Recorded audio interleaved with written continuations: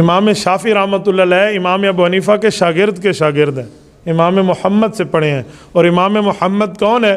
جس کی ابھی داڑھی نہیں آئی تھی، امام صاحب سے پڑھنے کے لیے بچہ آیا، عرب زبان کا تھا، تو امام صاحب نے دل میں سوچا کہ چھوٹے بچے کو اپنے قریب بیٹھ کے پڑھاؤں، اس سے بہتر ہے اسے چھٹی دے دوں، اسے کو بیٹا بعد میں آنا۔ ڈائریکٹ اس کا دل نہیں توڑ سکتے تھے کہ اڑ جا میں تجھے نہیں پڑھاتا، لیکن بچے کو قریب بٹھاتے ہوئے اچھا نہیں لگتا تھا انہیں، تو اسے کہا بیٹا میں حفظ قرآن پسند کرتا ہوں، پہلے حافظ بنو پھر میرے پاس آنا۔ یہ جمعے کے دن کی بات تھی، اگلے جمعے امام محمد پھر آ گئے، تو کہا بیٹا میں نے آپ کو کہا نہیں تھا کہ حفظ کر کے آنا، ایسے میں علم حدیث کی کتاب میں آپ کو داخل نہیں کر سکتا۔ انہوں نے کہا حضرت الحمدللہ ایک ہفتے میں نے قرآن حفظ کر لیا، آپ مجھ سے پوچھ سکتے ہیں۔ یہ بندہ امام ابو حنیفہ کا شاگرد ہے اور فقہ حنفی کا مدون ہے۔ امام شافعی فرماتے ہیں میں نے اس بندے سے پڑھا ہے، اور امام ابو حنیفہ کی لکھی ہوئی اتنی حدیثیں اور اتنی مسائل کی تعداد پڑھی ہے کہ اسے اونٹ اٹھانے پہ آئے تو اونٹ عاجز آ جائے۔ حفظت عن محمد وقر بعیر۔ امام مالک رحمۃ اللہ تعالیٰ علیہ فرماتے ہیں مجھے بہت شوق تھا امام ابو حنیفہ سے ملنا، عمر میں چھوٹے ہیں لیکن امام ابو حنیفہ کا درجہ امام صاحب اور امام مالک کی ملاقات ثابت ہے۔ امام صاحب مدینہ منورہ میں تھے تو امام مالک ملاقات کے لیے ملے، اور امام ابو حنیفہ سے علمی مذاق چیک کرتے ہوئے کہ یار اس بندے کی بڑی تعریف سنی ہے، بڑے بڑے صحابہ سے اس نے پڑھا ہے، ذرا دیکھیں یہ کس حد تک ماہر ہے۔ تو امام مالک نے پوچھا انت من این، آپ کے شہر کا کیا نام ہے؟ تو امام ابو حنیفہ نے بڑی متانت سے جواب دیا انا من اہل الکوفہ، میں عراق کے شہر کوفہ کا رہنے والا ہوں۔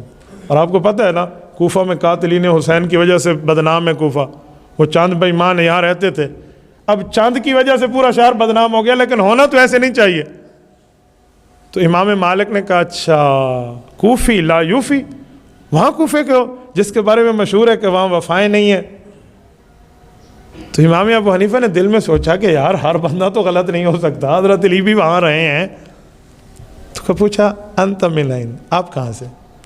تو امام مالک رحمۃ اللہ علیہ نے سینہ چوڑا کر کے فرمایا انا من مدینہ الرسول صلی اللہ علیہ وسلم، میں حضور کے شہر مدینہ منورہ کا ہوں۔ تو امام ابو حنیفہ نے عرض کیا کہ مدینہ کی مٹی میری آنکھ کا سرما، لیکن ایک بات پوچھوں، قرآن کریم میں ہے وَمِنْ أَهْلِ الْمَدِينَةِ مَرَضُوا عَلَى النِّفَاقِ، مدینہ میں بڑے بڑے بے ایمان منافق رہتے ہیں، آپ اسی شہر کے؟ تو امام مالک فرمان لگے وہ تو چند بے ایمان تھے، اس کی وجہ سے حضور کا مدینہ خراب کیسے ہو گیا؟ کہ وہ چند بے ایمان تھے اس وجہ سے حضرت علی کا کوفہ کیسے غلط ہو گیا؟ تو امام مالک نے گلے ملے اور امام صاحب نے فرمایا لو کلمک فی ہذہ الساریۃ ان یجعلھا ذہبا لقام بحجتہ، میں تو انہیں دیکھنے آیا تھا، آج یقین ہو گیا ہے اگر یہ لکڑی کے ستون کے بارے میں دعویٰ کر دینا یہ لکڑی کا نہیں ہے سونے کا ہے تو دلیل دینے میں یہ پابند ہے، اور یہ دلیل دے کے اس کو سونا ثابت کر کے دکھا دے گا۔ یار کیا بات ہے اس شخص کے علوم، یعنی امام مالک بھی معترف ہو گئے۔ امام احمد بن حنبل جو امام بخاری کے استاذ ہیں وہ فرماتے ہیں میری زندگی کی خواہش تھی اے کاش میں امام ابو حنیفہ سے ملوں، لیکن میں نہ مل سکا، وہ بہت بعد عرصے بعد آئے ہیں۔ تو کہا ہوا من العلم والزہد والتقوی وإثار دار الآخرہ بمحل لا یدرک ممن احد قبلہ، کہ امام ابو حنیفہ علم میں، تقوی میں، ورع میں، للہیت میں، اللہ کے ڈر میں اس حد تک پہنچے تھے کہ بعد والوں میں کوئی بندہ اس کا مقابلہ نہیں کر سکتا۔ امام اعظم ابو حنیفہ رحمۃ اللہ تعالیٰ علیہ نے بڑے بڑے علوم متوجہ کیے، پڑھ لیا، اس کے بعد 40 آدمی کی کمیٹی بنائی۔ 40 کون؟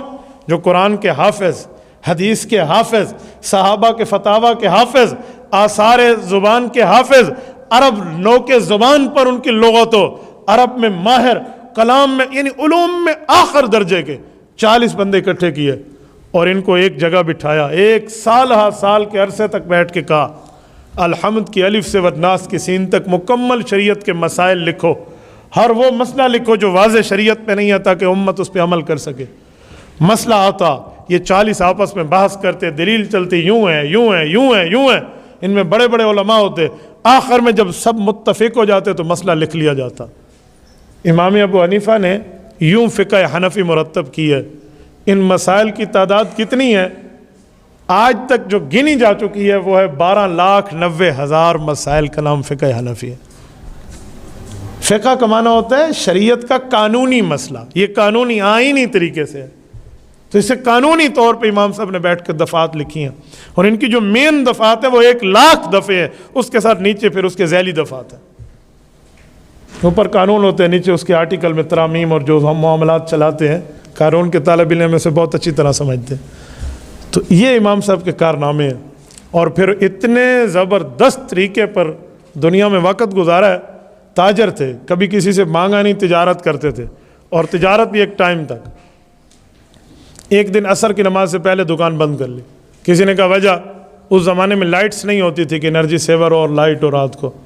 कहा कि यार अब बादल आ गए हैं, आसमान पे अंधेरा छा गया है, कहीं कोई बंदा आए और आला और रद्दी कपड़े में फ़र्क ना कर पाए तो मैं हराम नहीं कमाना चाहता, कल करेंगे।